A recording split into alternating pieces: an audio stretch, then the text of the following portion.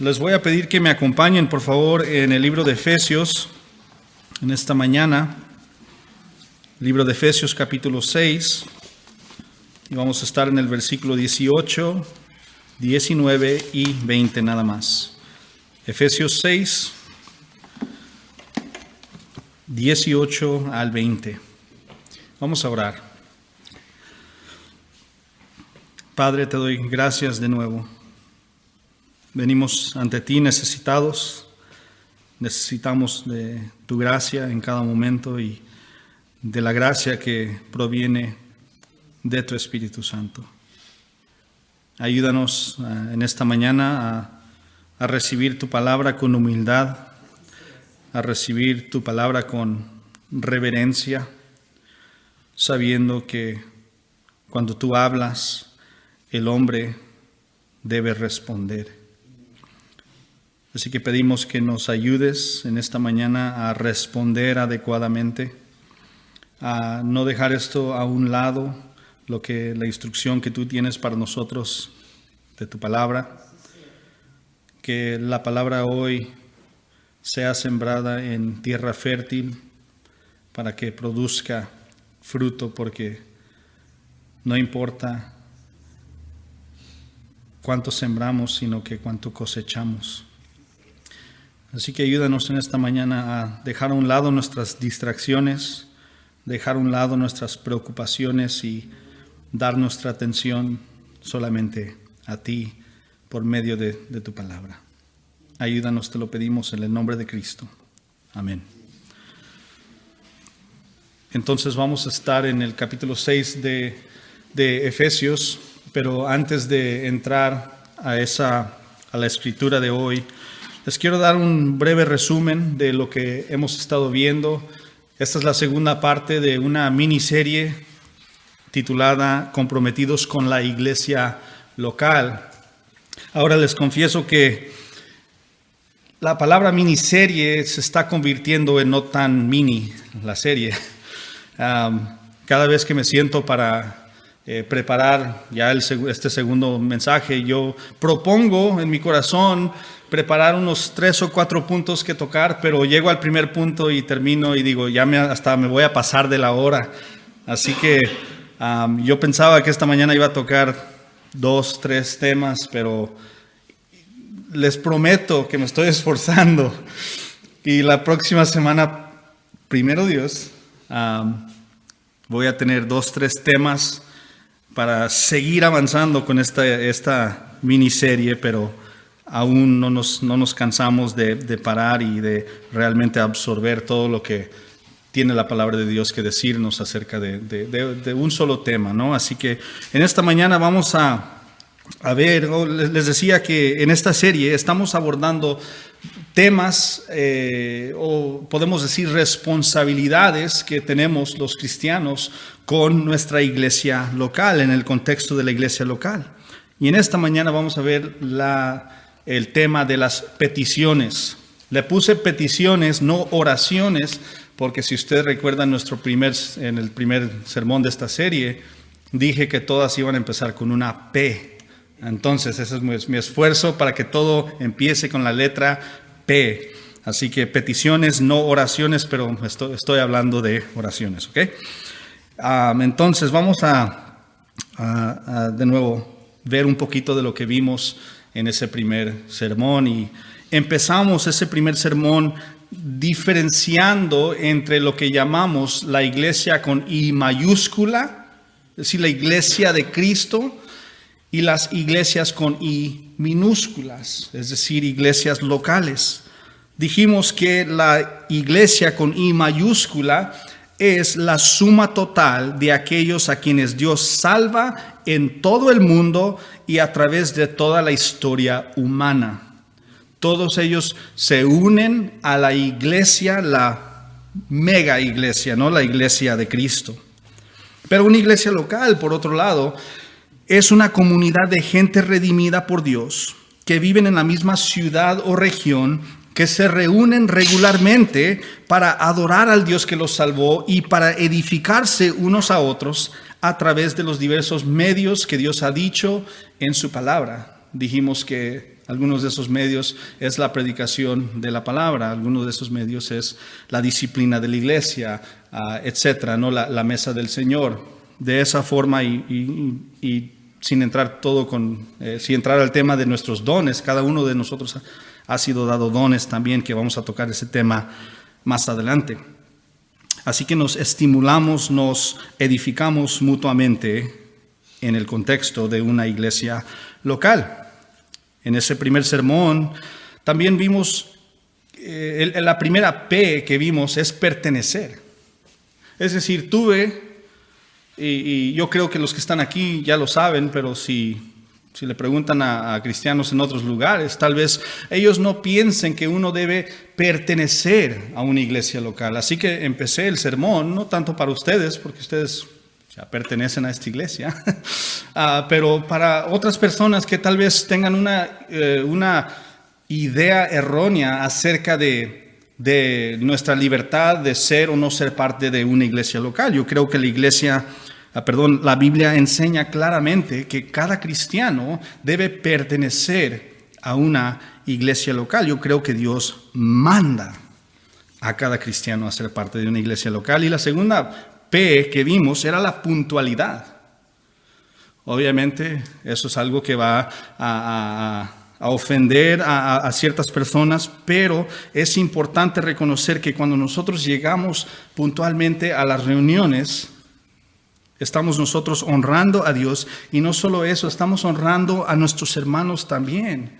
Le estamos diciendo, ustedes son importantes, por lo tanto voy a llegar a tiempo, sino temprano, para llegar y convivir con ustedes. Llegar tarde, ojo, innecesariamente muestra irresponsabilidad. No digo que todos los que llegan tarde llegaron tarde a propósito. Les dije muy claramente que hay buenas razones para no llegar a tiempo. Y siempre habrá gracia. Nadie aquí pierde su salvación, no se puede perder, pero no pierde su salvación por llegar tarde a la iglesia. Entonces,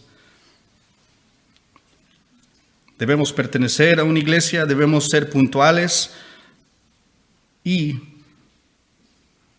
ahora les quiero compartir el propósito de esta miniserie.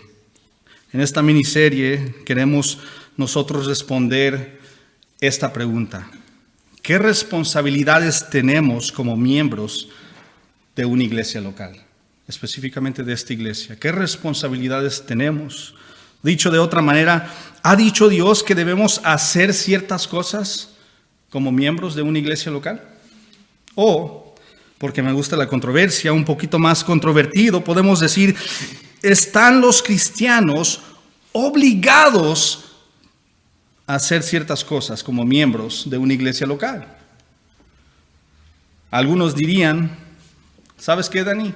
No, yo no estoy bajo ninguna obligación, yo estoy bajo la gracia, no bajo la ley. Tú no me puedes decir qué hacer. Déjame les digo que no somos antinomianistas. Una palabra muy grande, pero significa alguien que no tiene ley. Es decir, alguien que dice, no, yo hago lo que me plazca. No hay juicio para mí porque estoy en Cristo. Yo puedo hacer lo que me dé la gana.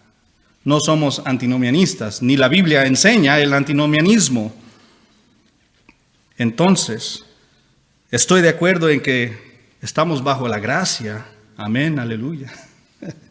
Pero estar bajo la gracia no significa que Dios no exija nada de nosotros. Eso es muy diferente.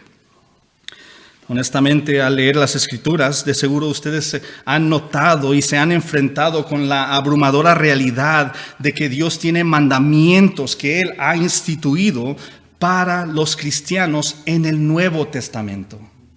A veces decimos, sí, la ley era todo eso, ¿no? Reglas, mandatos, el Antiguo Testamento, pero en el Nuevo Testamento todo es amor y gracia. Sí, es amor y gracia, pero amor y gracia según como Dios manda. Debemos entender que Dios, cuando da mandamientos, Él da mandamientos, no da sugerencias. Él, cuando habla con autoridad.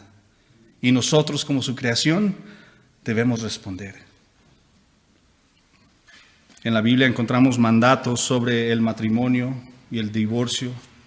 Encontramos acerca de nuestra juventud, mandatos de cosas que hacer o no hacer, de mandatos como líderes de la iglesia, mandatos de cómo hablar, cómo vestir y cómo comportarnos, y es muy larga la lista de las cosas que Dios manda a los cristianos del Nuevo Testamento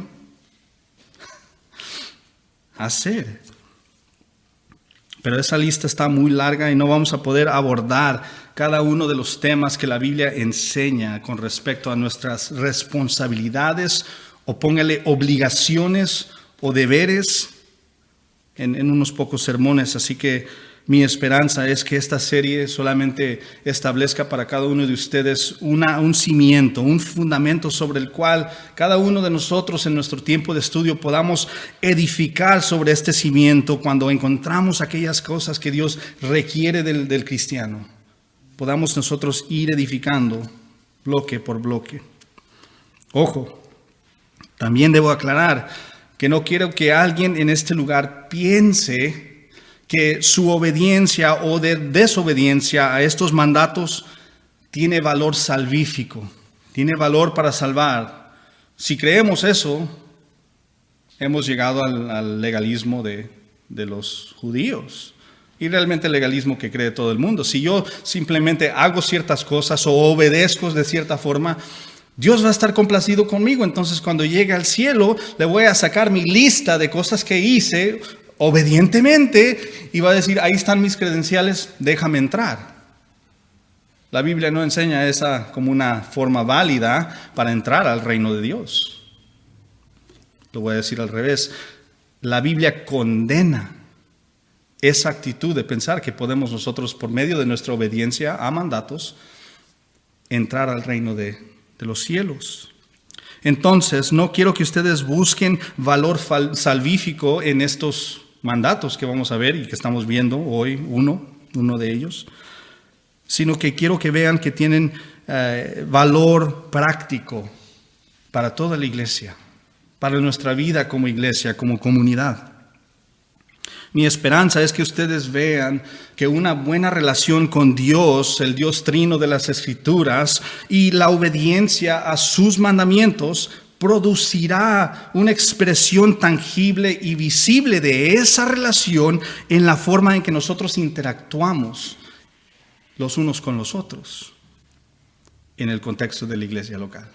Obviamente con los demás también, pero aquí nos debe afectar y se debe ver. Así que obediencia a estos mandamientos no salva, pero sí ayuda. No ayuda a la salvación, pero sí nos ayuda en cosas prácticas.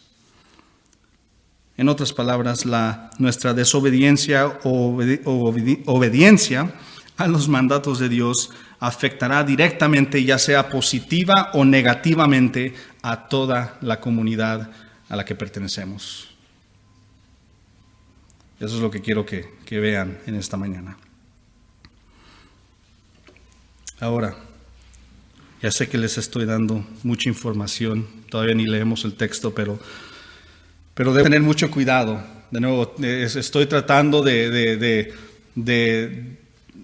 ver las objeciones que van a tener o podrían tener o pensamientos o malinterpretaciones de lo que estoy diciendo y estoy tratando de aliviar esas cosas al corregir lo que no estoy diciendo, lo que sí estoy diciendo, a lo que me refiero, etc. Así que una cosa más que quiero que ustedes y que nosotros entendamos. Debemos entender que el pecador que ha sido salvado solo por la gracia de Dios, solo por la fe en Jesucristo y su obra, encontrará deleite en el deber. La persona que ha sido regenerada por el Espíritu Santo encontrará descanso en la disciplina. El cristiano genuino encontrará satisfacción en la sumisión a lo que Dios ha dicho. Entonces, ¿por qué digo esto? Porque nos dice en Salmo 1:2 que las personas deben deleitarse en la ley del Señor. Y el cristiano debe hacer aquella persona cuyo deleite está en los mandamientos de Jehová. En su ley, en sus mandamientos, en sus estatutos, en su palabra, debemos nosotros deleitarnos y meditar en ella de día y de noche, nos dice Salmo 1:2. Entonces, si alguien se va de este lugar sintiéndose agobiado, sintiéndose con una carga porque Dios le ha dicho que Él exige ciertas cosas de ellos, si hay alguien que se siente así al salir de aquí, quiero que examines tu corazón para ver si estás en la fe. No debemos salirnos de aquí y decir, pues me dieron más cosas que hacer, ni si no puedo con lo que puedo, con lo que tengo. Si tú te sales de aquí pensando que simplemente te di otra regla a seguir y es una carga para ti, tal vez no eres salvo. Dice segunda de Corintios, en Corintios lo mismo, de que debemos examinarnos para ver si estamos en la fe, y eso no es para criticar, sino es para que nosotros veamos, ¿estamos siendo honestos o no? Dicho todo esto, leamos entonces Efesios 6, versículo 18 hasta el 20, para ver este tema de las peticiones del pueblo. Así le puse como subtítulo, peticiones del pueblo. Dice Pablo el apóstol a la iglesia en Éfeso, le dice en el versículo 18, con toda oración y súplica, oren en todo tiempo en el Espíritu, y así velen con toda perseverancia y súplica por todos los santos. Oren también por mí, para que me sea dada palabra al abrir mi boca, a fin de dar a conocer sin temor el misterio del Evangelio, por el cual soy embajador en cadenas, que al proclamarlo hable sin temor como debo hablar. Les voy a preguntar algo y si usted gusta puede alzar la mano. ¿Hay alguien presente que no estaría de acuerdo con esta declaración? Dios manda a los cristianos a orar. ¿Alguien que no está de acuerdo con eso? Qué bueno, qué bueno. Todos estamos en el mismo canal. Si había alguien que no pensaba que eso era cierto, iba a pedir que me permitiera que orara por ellos al final. Porque es mi deber. No, con toda seriedad, las peticiones o acudir a Dios por medio de la oración es una parte vital de nuestras vidas personales, así como nuestra vida en comunidad como iglesia. No es de extrañar que las Escrituras abundan con referencias a la oración. Una de las cosas más comunes de Jesucristo es que se apartaba y oraba. Veamos también en el libro de los Hechos, ¿qué hacían ellos? Perseveraban en la oración, nos dice, con otras cosas, pero la oración era fundamental para ellos. Y obviamente en las epístolas podemos ver también, y especialmente en las cartas de Pablo, ¿no? Como él dice, estoy orando por ustedes. Así que vemos que fue parte de la práctica normal de la iglesia primitiva. Hay muchas escrituras que hablan de la oración en la palabra de Dios, pero en particular me gustan estos versículos en Efesios capítulo 6, porque nos muestran la función diversa de la oración. En los versículos de hoy podemos encontrar al menos 5 aspectos diferentes o formas de aplicar lo que es la oración. Ahora, honestamente yo encontré más y alguien podría tal vez encontrar unas 10 cosas en estos 3 versículos concerniente a la oración, pero yo encontré 5, encontré unas más, pero dije, esas las voy a dejar a un lado, porque de nuevo ya me iba pasando de la hora, según mis notas, así que nos quedamos con 5 diferentes cosas que vemos aquí. Ahí las tienen en sus notas, 1, 2, 3, 4 y 5. Vamos a empezar con el punto número 1 o el primer aspecto de la oración, y es que los cristianos deben orar de varias maneras. Orar de varias maneras. No es por criticar, pero a veces nosotros, y me incluyo,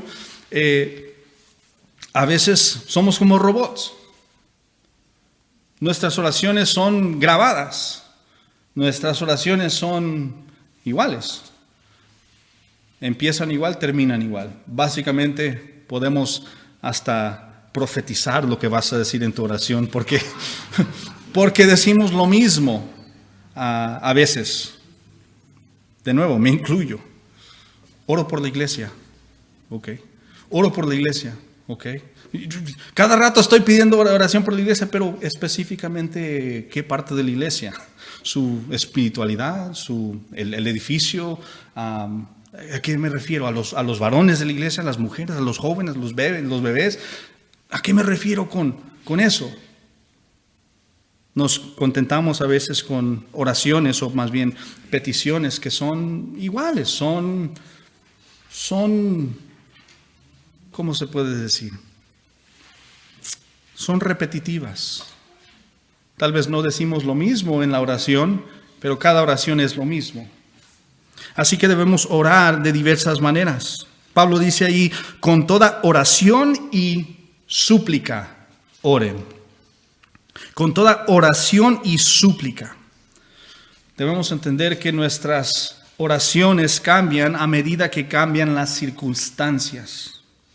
La diferencia entre estas dos palabras, oración y súplica, es como la diferencia entre un deseo y una desesperación. Es la diferencia entre decir, por favor, Señor, y decir, por favor, Señor, ayúdame. Esa es la diferencia. No sé si ustedes son seres humanos como yo, pero yo he tenido tiempos donde oro con gracias Señor.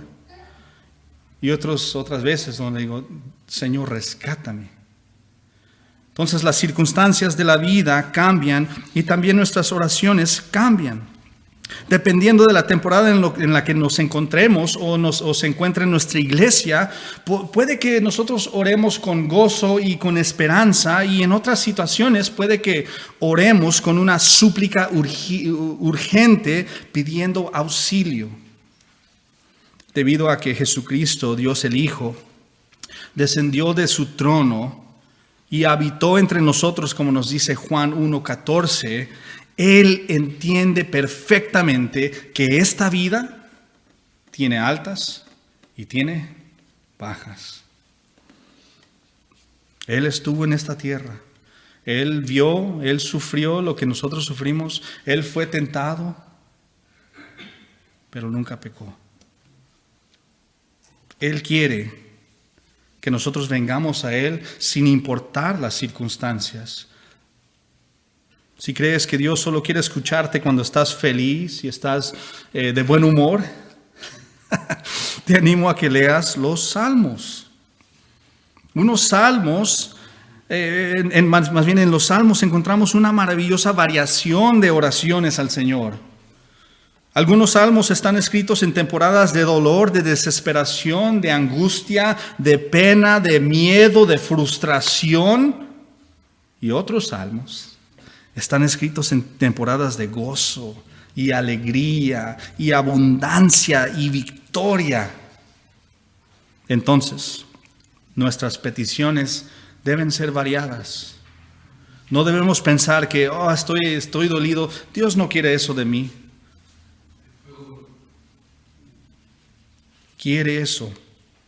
No creo que lo tengo que decir, pero lo voy a decir. No debemos pedirle a Dios qué color de calcetines debemos usar. Hay gente que es tan espiritual que sí, Dios, ¿cuáles calcetines? ¿Estos o estos? Dios nos ha dado, ojalá nos ha dado sabiduría para tomar decisiones así. No lo vas a ofender a Dios, no creo, si le traes esa petición. Pero yo creo que Dios tal vez te está viendo, oye, mi hijo, pero sí te di sabiduría para que tomes esas decisiones.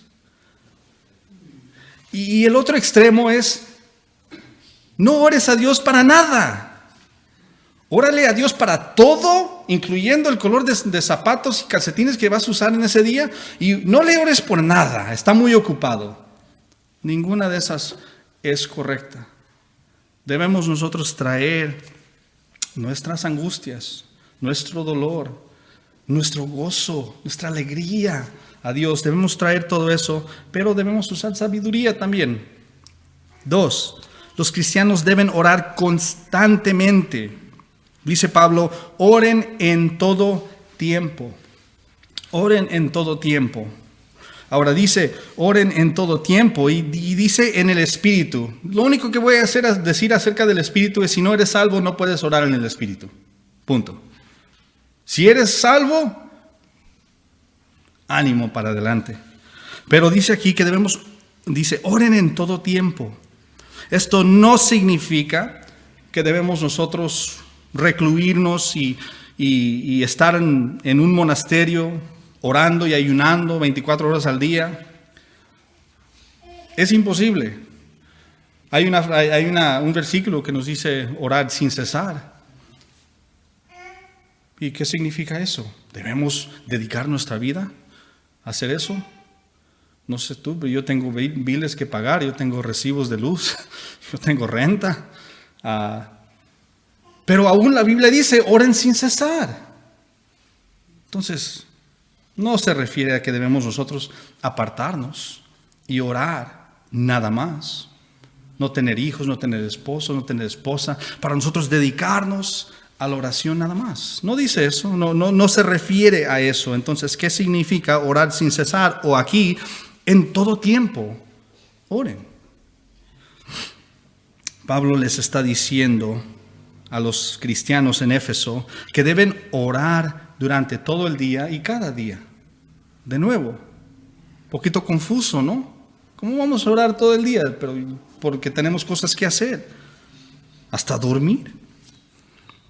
Esto significa, lo que Pablo les está diciendo aquí, que debemos orar mientras caminamos al trabajo o al mercado, mientras trabajamos.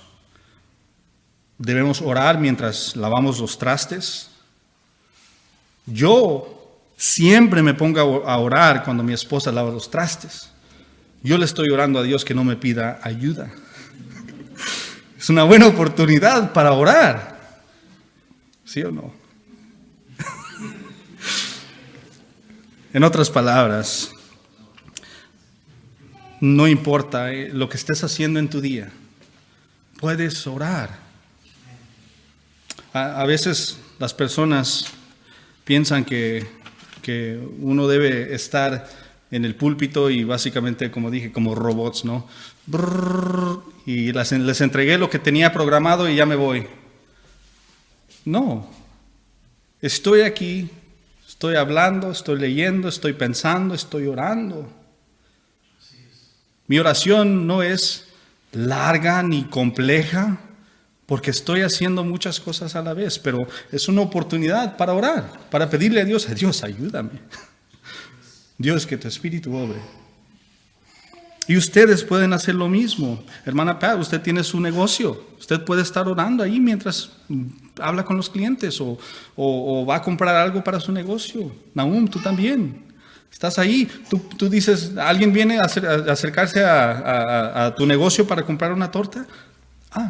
No sé quién es. Voy a orar por esa persona. Tienes perritos, pero no puedes orar por ellos. No. Todos podemos y tenemos diferentes oportunidades en nuestros días para orar, pero todos podemos orar en todo tiempo. ¿Sí o no? Ok, los convencí, qué bueno. Pero lo que es importante ver es por qué Pablo les dice a estos efesios de que deben orar en todo tiempo. No quiero nada más extraer este texto y usarlo para mi pretexto, sino que quiero ver por qué les dijo Pablo esto. La respuesta se encuentra en los versículos anteriores, comenzando desde el versículo 10 y obviamente llevando hasta el 17, el versículo anterior que este. No se lo voy a leer, pero en esos versículos Pablo les dice a los cristianos de Éfeso que ellos están en una guerra espiritual. Por lo tanto, les dice que ellos deben estar preparados y deben estar protegidos con la armadura de Dios puesta. De nuevo, estamos en una guerra contra el ejército del diablo, las huestes celestiales. Entonces, la razón por la que necesitamos, según el contexto, estar orando constantemente es porque estamos siendo atacados constantemente. Ese es el punto. Ese es el punto de Pablo. Lo que acaba de decir termina diciendo, oren en todo tiempo. Fíjense lo que dice Efesios 6:16. 6:16. Dice esto: sobre todo, tomen el escudo de la fe con el que podrán apagar los dardos encendidos del maligno. Pablo no dice, tomen el casco por si les sirve, por si acaso el diablo, el maligno, dispara algunos dardos encendidos en su dirección. Puede que sí, puede que no, pero póntelo. No, Pablo no dice eso. Él sabe sin duda que si pertenecemos a Dios por medio de la fe en Jesucristo, seremos automáticamente blancos para los ataques del diablo. Pablo sabe que los cristianos están en una zona de guerra y lo estaremos hasta el día que muramos. Así que acostúmbrense a orar. Entonces, ¿cuál es la conexión que vemos aquí entre la oración? ¿Cómo debemos nosotros luchar contra estos seres espirituales? Los que Pablo describe en el versículo 10 en adelante, los principados, las potestades, los poderes de este mundo de tinieblas, etc. ¿Cómo debemos nosotros luchar? Pues en oración. Debemos nosotros acudir a la fuente de fortaleza espiritual que es Dios mismo y debemos hacerlo en oración. Nos dice Efesios 6:10, dice esto: por lo demás, les está hablando a los cristianos, fortalezcanse, ¿dónde? En el Señor. Fortalezcanse en el Señor y en el poder ¿de qué? ¿De su astucia? De su poder, del poder del Señor. No en nuestra propia prudencia, no debemos confiar en eso, en nuestras habilidades, no. No debemos, porque no hay fortaleza en eso, hay fortaleza en el Señor y en el poder de su fuerza. Solo acudiendo a Dios por medio de la oración constante podemos recibir aquella fortaleza que necesitamos diariamente para mantenernos firmes ante los ataques del maligno. 3, que nos lleva a otro punto muy similar. Los cristianos deben orar unos por otros. Dice el versículo 18, termina diciendo esto, que debemos orar por todos los santos.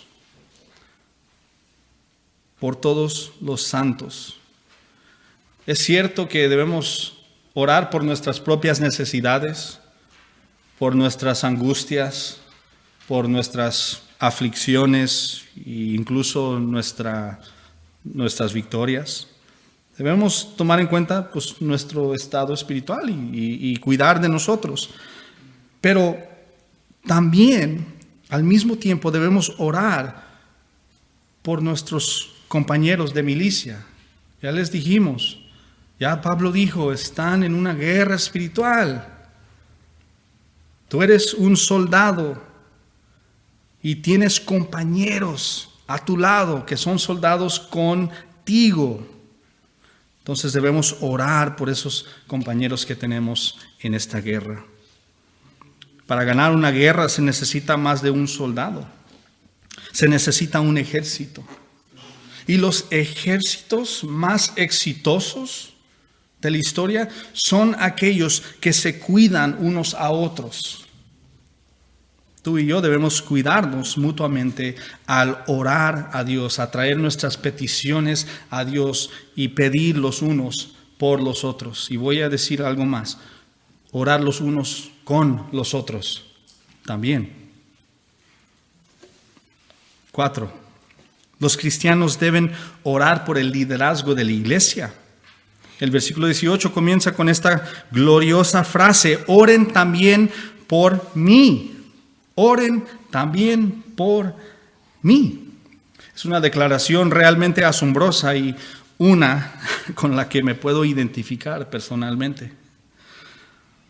El gran apóstol Pablo, el maestro de los teólogos de la iglesia, el apologista celoso, está pidiendo oración.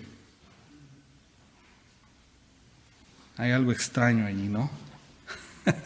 Que no eres un gigante espiritual, Pablo. Así lo consideramos, ¿sí o no? No hay nadie como Pablo. Jesucristo es el único que le gana. Oren también por mí, dice. ¿Por qué? Te diré por qué. Porque los líderes de la iglesia son hombres débiles, indignos, sin talento y sin sabiduría, que requieren de la gracia de Dios igual al resto del rebaño. A veces más. Necesitamos más gracia. Algunos podrían pensar que aquellos en autoridad en las iglesias locales son súper cristianos. Esto no podría ser más lejos de la verdad. Consideren esto por un momento, porque les estoy diciendo mucho, pero quiero que ustedes lo vean. Vean que el liderazgo es... No somos nada especial. Dice Pablo en el versículo 19 y el versículo 20, les está pidiendo oración para que hable, dice ahí 2 veces, sin temor. Sin temor. ¿Qué nos dice esto? Nos dice que a Pablo le faltaba valor, le faltaba esa audacia. Él temía. Él fue tentado a ser un cobarde. Como predicador yo sé cómo se siente. La gente piensa que los predicadores son interiormente audaces como leones, cuando en realidad interiormente somos más como chihuahueños asustadizos.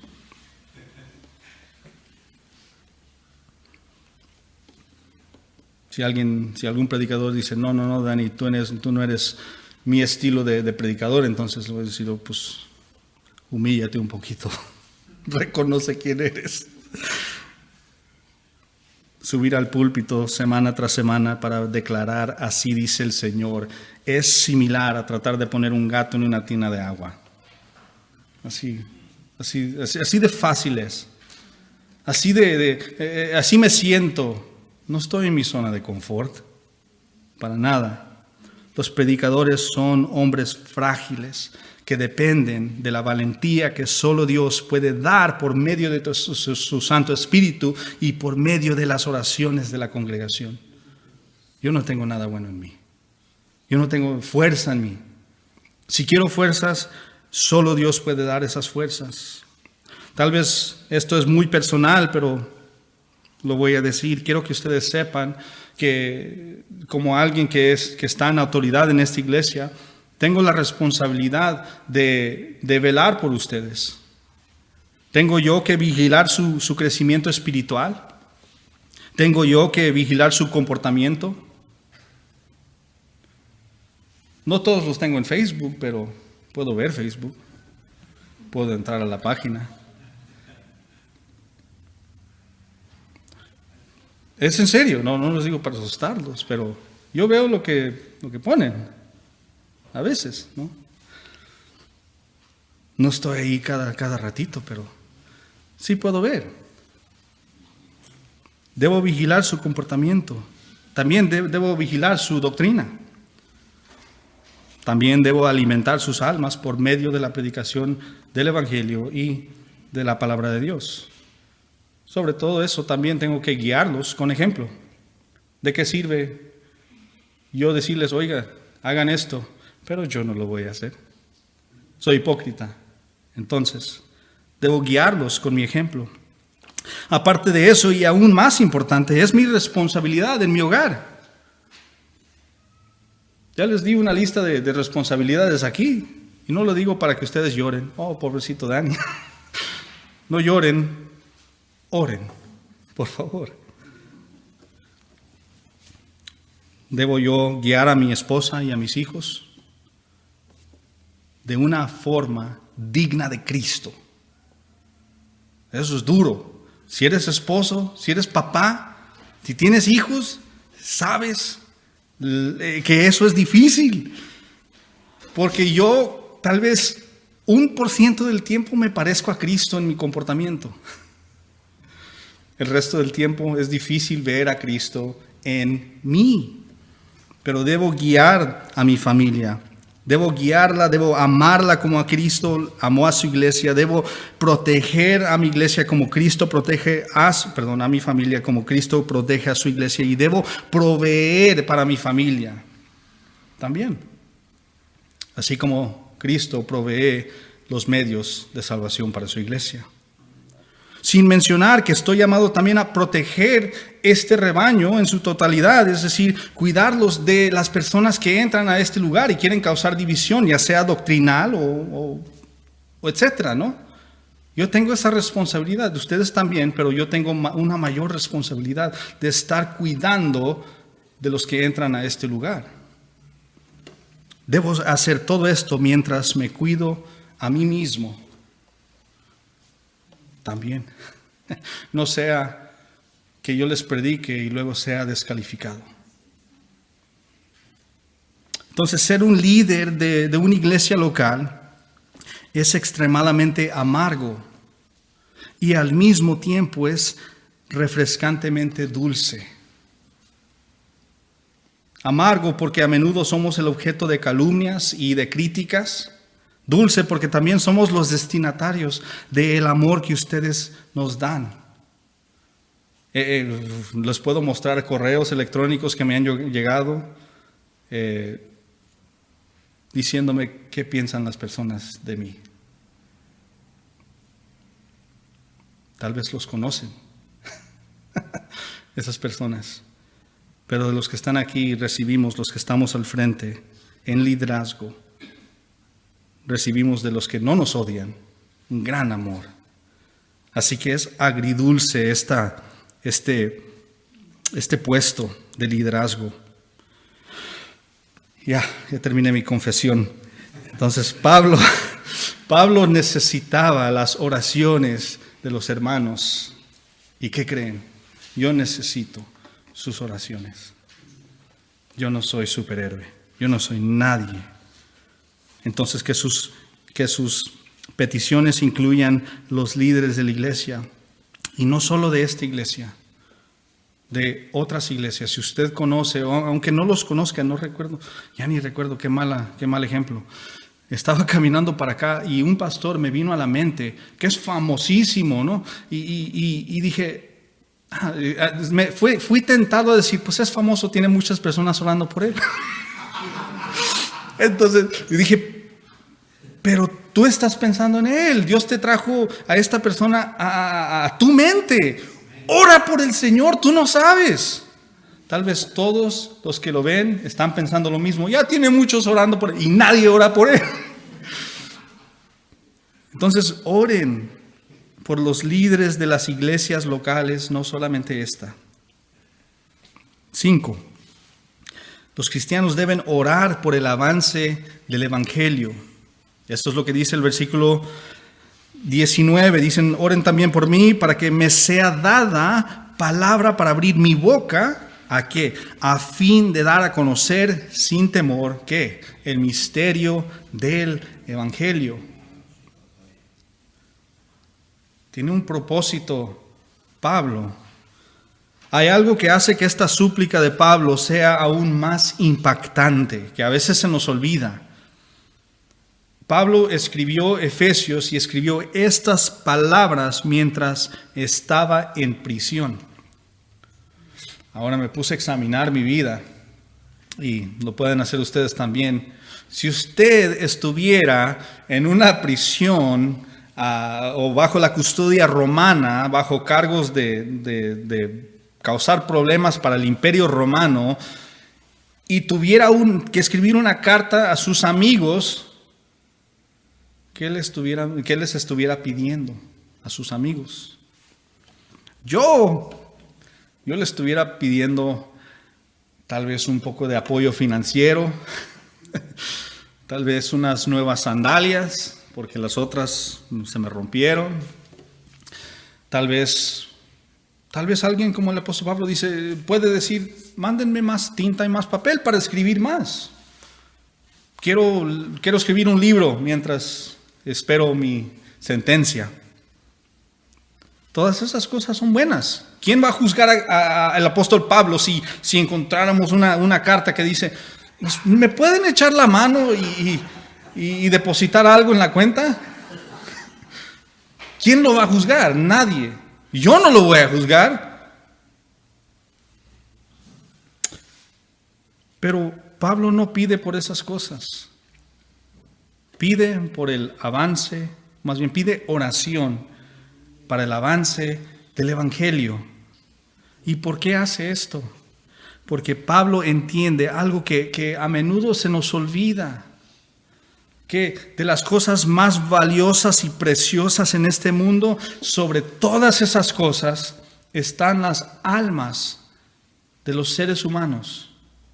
Almas son lo más importante en esta Biblia, en esta vida. Y la Biblia deja en claro que todas las personas nacen por naturaleza esclavizados al pecado y a Satanás. Lo siguen automáticamente cuando nacen en este mundo. Y por eso ellos están naturalmente y automáticamente bajo la justa y santa ira de Dios, el Dios que van a enfrentar cuando mueran.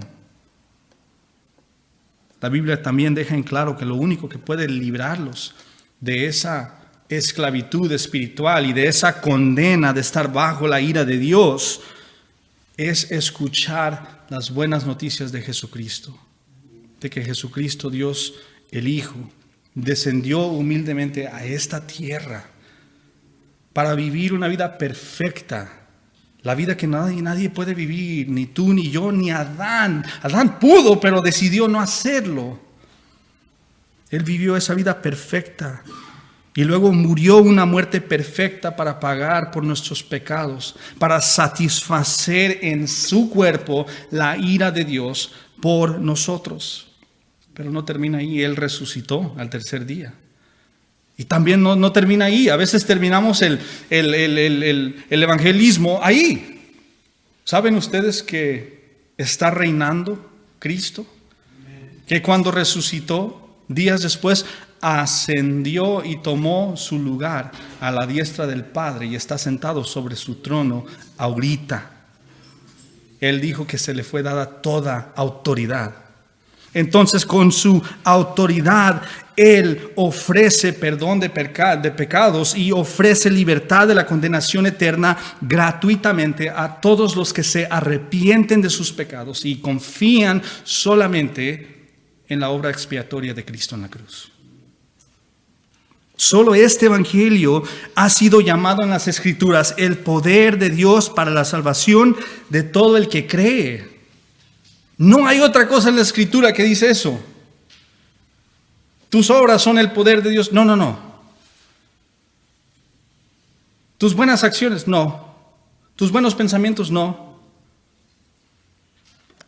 Lo único que puede salvar a los pecadores que están justamente bajo la ira de Dios es el evangelio de Jesucristo.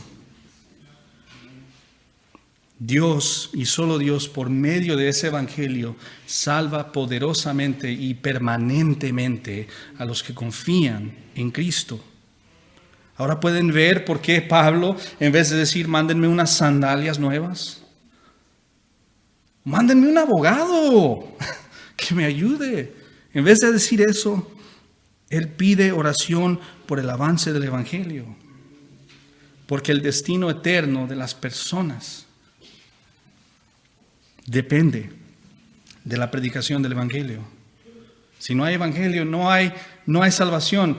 Yo quiero decirle a los según predicadores de hoy en día y según evangelistas de hoy en día que soy evangelista, pero no predico el Evangelio porque yo tengo otros métodos mejores. No. Solo el Evangelio es el poder de Dios para la salvación de todo aquel que cree. Pero ¿cuál es la conexión? ¿Cuál es la armonía entre la oración y el evangelismo o el Evangelio? Cuando oramos por el avance del Evangelio, estamos reconociendo y nos estamos sometiendo a la soberana y poderosa providencia de Dios para salvar. Voy a repetir, porque nadie dijo amén. Cuando oramos por el avance del Evangelio, estamos reconociendo y estamos sometiéndonos a la soberana y poderosa providencia de Dios, su habilidad para salvar. Nosotros oramos. Cuando oramos, le estamos pidiendo a Dios que Él haga lo que solo Él puede hacer. Estamos reconociendo nuestro lugar de fragilidad y su lugar de superioridad e inminencia y todo. Solo Él puede hacer esto. Solo Él puede abrir los corazones de las personas para responder al Evangelio en arrepentimiento y fe. Cuando nosotros oramos por el avance del Evangelio, estamos reconociendo que nuestra preparación y nuestra proclamación no es lo que salva las almas, sino es Dios quien salva. No estoy diciendo, no te prepares. Y no estoy diciendo, no proclames el Evangelio. No entiendan eso, por favor. Sería muy dañino si ustedes dicen, Dani dice que no me preparo y no proclamo. Eso no es lo que estoy diciendo, sino que en cuestión del resultado no depende de nuestra preparación o nuestra proclamación. Ninguna cantidad de palabras o de talento evangelístico o de presión hacia la conciencia de una persona o a persuasión mental jamás ha salvado una alma. Ni una. Dios y solo Dios salva. Por lo tanto, debemos nosotros acudir a Él por medio de la oración, suplicando humildemente que Dios salve las almas mientras nosotros proclamamos el glorioso Evangelio de Jesucristo. Les quiero compartir para terminar, ya casi terminamos, les quiero compartir 3 pasajes bíblicos rápidamente del libro de Hechos, ahí los tienen en sus notas. Y estos versículos nos muestran que nosotros estamos llamados a comunicar el Evangelio, pero es Dios quien se hace cargo de los corazones y de la eficacia del Evangelio. Hechos 2, 46 y 47. Dice, día tras día, hablando de la iglesia primitiva, día tras día continuaban unánimes en el templo y partiendo el pan en los hogares. Comían juntos con alegría y sencillez de corazón, alabando a Dios y hallando favor con todo el pueblo. El Señor añadía cada día al número de ellos los que iban siendo salvos. Dios añade a su iglesia. El predicador no añade nada. El evangelista no añade nada. Solo Dios. Hechos 16, 11 al 15. Dice, así que, está hablando está escribiendo Lucas sobre el tiempo que él pasó con uno de las temporadas que pasó con Pablo, y dice esto, así que saliendo de Troas, navegamos con rumbo directo a Samotracia y al día siguiente a Neápolis. De ahí fuimos a Filipos, que es una ciudad principal de la provincia de Macedonia. una colonia romana. En esta ciudad nos quedamos por varios días. En el día de reposo salimos fuera de la puerta a la orilla de un río donde pensábamos que habría un lugar de oración. Nos sentamos y comenzamos a hablar a las mujeres que se habían reunido. Y estaba escuchando cierta mujer llamada Lidia, de la ciudad de Tiatira, vendedora de telas de púrpura, que adoraba a Dios. Y el Señor abrió su corazón para que recibiera lo que Pablo decía, etcétera, ¿no? Versículo 15. ¿Cuál es el punto? ¿Cuál es el punto? He escuchado a predicadores, a supuestos evangelistas: ¡abre tu corazón a Cristo! Según este texto, el cirujano de corazones es Dios. Yo no te puedo decir, abre tu corazón. Oye, convierte tu corazón de piedra a un corazón de carne. No lo puedo hacer. Yo no tengo esa habilidad.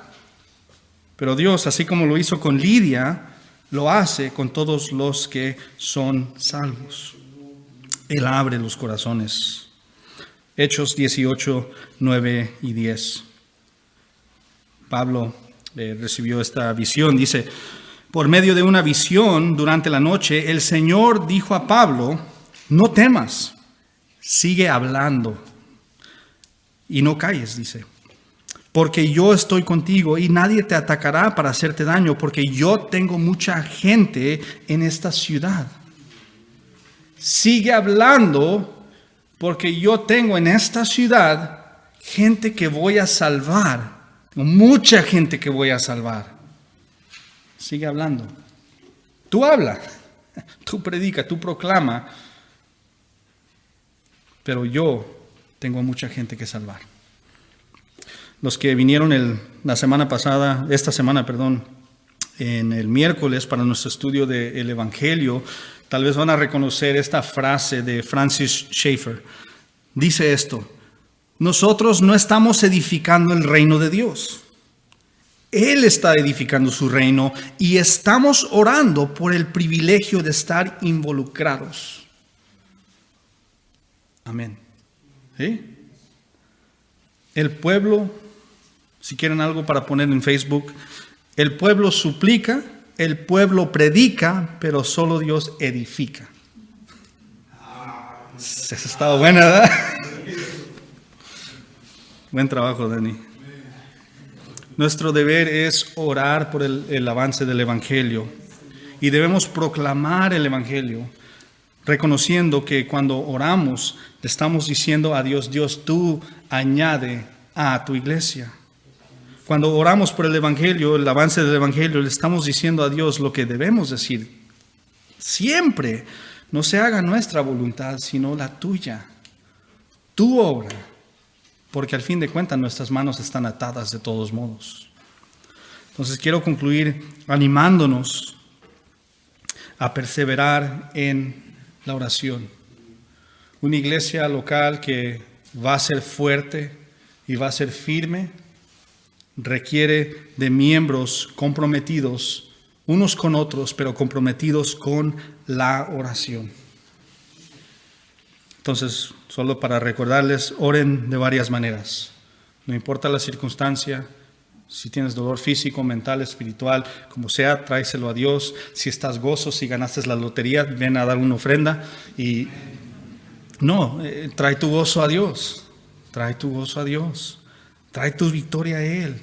Si tú dices: Dios, hoy no tuve esta tentación, gloria a ti, gracias. Ora.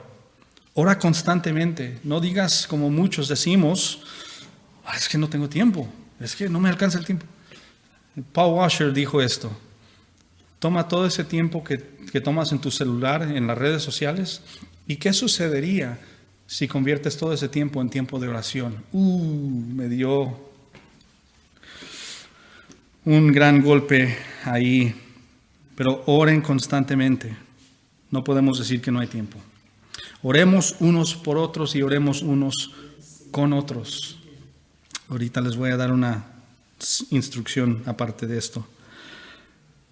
Oren por el liderazgo de la iglesia de Cristo. Todos los pastores, los diáconos, todos los que están a cargo de alguna función en una iglesia local, oren por ellos. No importa si son famosos, si son basura como yo, oren por favor. Y por último, oren por el Evangelio, el avance del Evangelio.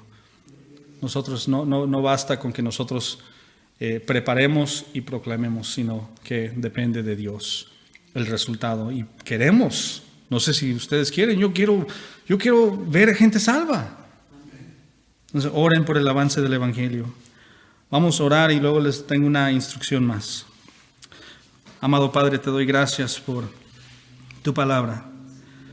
Te doy gracias porque en esta mañana nos has ayudado a reconocer la importancia de venir a ti, traer nuestras peticiones, traer todo ante ti, Padre, sabiendo que tú responderás y responderás según tu buena y perfecta voluntad, Padre. Nosotros no hacemos más que pedirte. ¿Por qué? Porque no tenemos el derecho a exigirte nada. Nosotros oramos confiando en tu habilidad, en tu poder para salvar, Padre, para ayudarnos, para venir a nuestro rescate, pero sabemos que aún a veces tú mandas aquellas calamidades a nuestras vidas para que nosotros podamos crecer e incluso para que nosotros podamos venir a ti en oración. Si pensamos que nunca necesitamos ir en oración a ti porque no tenemos problemas, entonces tal vez nos mandas esos problemas para precisamente ver que debemos estar conectados contigo. Ayúdanos a esta iglesia a ser una iglesia que ora, una iglesia que se preocupa unos por otros, no solo en lo material, sino también en lo espiritual, Padre. Ayúdanos a reconocer que la guerra en la que estamos es una guerra real y que es una guerra continua. Sabemos que tú ya has vencido al mundo, Padre, y tú has vencido al maligno, y confiamos en eso, Padre, pero aún danos ese discernimiento y esa habilidad para estar constantes orando los unos por los otros. Te damos gracias, Padre, y te pedimos todo eso en el nombre de tu Hijo Jesucristo. Amén.